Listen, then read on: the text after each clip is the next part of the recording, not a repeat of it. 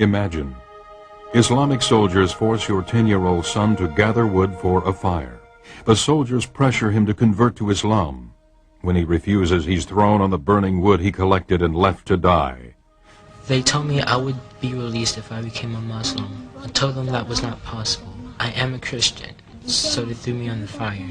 Your son escapes, but the scars remain, a reminder of his sacrifice. Imagine, your teenage daughter goes to Bible camp. On the second day, the students are attacked.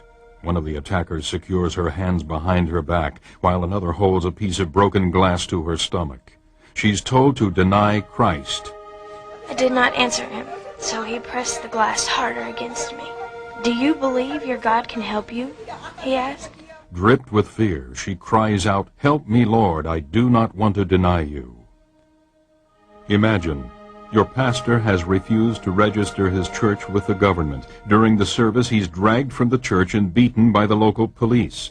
When the officers find a Bible hidden in his shirt, he's beaten with it. After returning home, I felt pain all over my body.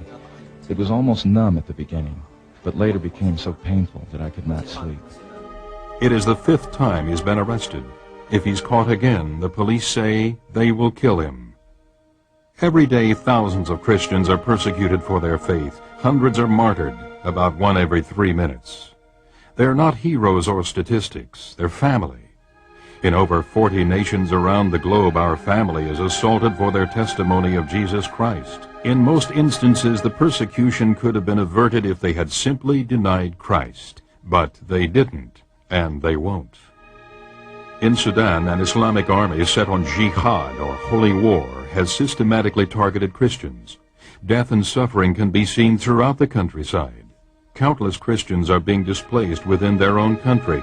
Fleeing from persecution, they've lost everything, often arriving at refugee camps with nothing more than the clothes on their backs. In spite of heavy persecution, the church in Sudan continues growing at astonishing rates. Many of the believers bear the scars of their faith, but they also bear a testimony to God's faithfulness.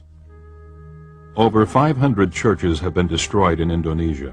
On the island of Ambon, Christians have been massacred in a so-called religious cleansing by radical Muslims. Facing increased persecution, pastors in Jakarta have encouraged their congregations to stand firm, confident that their suffering is a prelude to coming revival. With the fall of communism in Eastern Europe, many have hailed its defeat.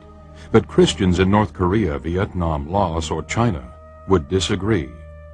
Hmong villagers have been imprisoned in Vietnam and Laos after converting to Christianity.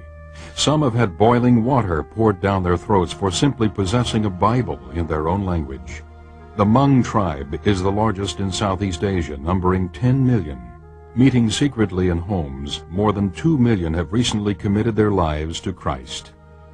The persecution facing our brothers and sisters is not a human tragedy. It's a spiritual reality facing the body of Christ. We may not be able to stop the attacks, but we can ease their pain. Through prayer, encouragement, and practical assistance, we can fellowship in their suffering. We can show them that they are not forgotten. It's hard to ignore their pain after you hear their cries.